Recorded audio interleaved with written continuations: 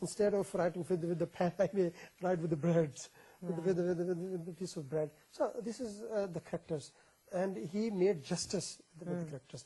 He did not do anything with the... He didn't glamorize Yeah, them. no, didn't glamorize. I think that is the main thing, that the characters that he used to talk about, many times in literature, they have been glamorized. They have been depicted in a certain way. It's exactly like war. And wartime romances have that sort of a glamouring effect to it.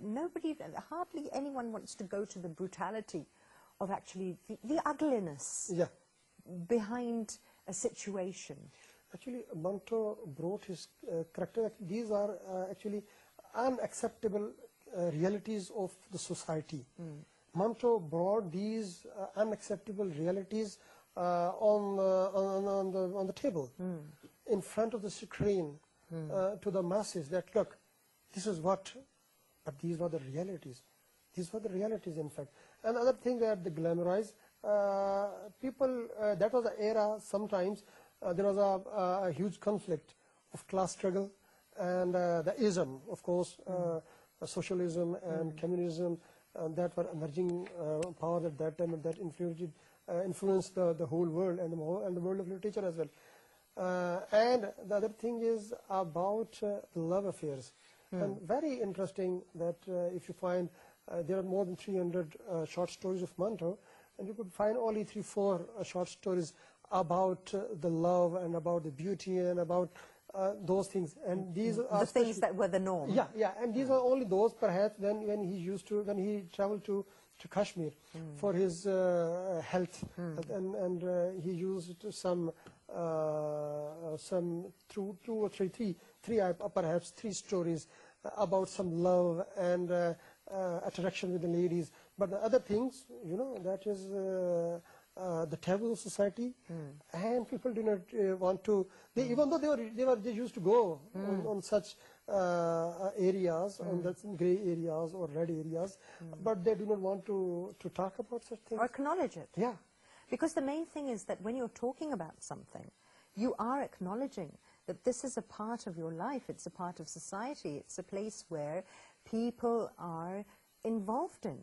So how successful was Manto in getting people to think, in getting people to accept the ills that were there and wanting to do something about it? First of all, you know, whatever came from the pen of Manto was deprivation, disappointment, not only his personal, because he had to work hard for even his livelihood. He used to get 25 rupees for writing one short story, and he was giving 10 rupees for purchasing a specific liquid, specific syrup, and 10 rupees he used to give to his wife Safia Appa to run the kitchen, and the 5 rupees he was giving to Tanga, where he used to go from his office to his house.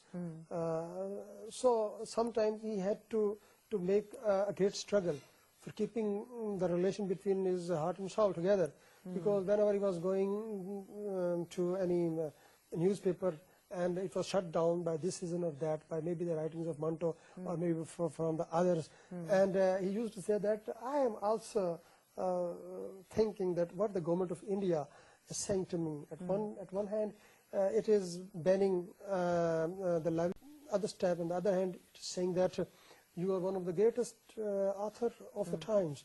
So these things, of course, produced the quality work of Manto. Right. Even though the Urdu language and even the Afsana, short story, cannot be avoided from the writings of Manto. And right now, from today, even I am telling you an example from one of mine, my first anthology of collection of short stories, First Flight, Pehli Udan. Even 2 of the Afsanas were titled as these are very much resembling than those of Manto's Afsana. Okay. That was not, you know, intentionally I did or I wrote regarding Manto's, but you know, Manto is in the conscious and in subconscious of the writers. Yes. Even right now, not only in Pakistan, but India as well. And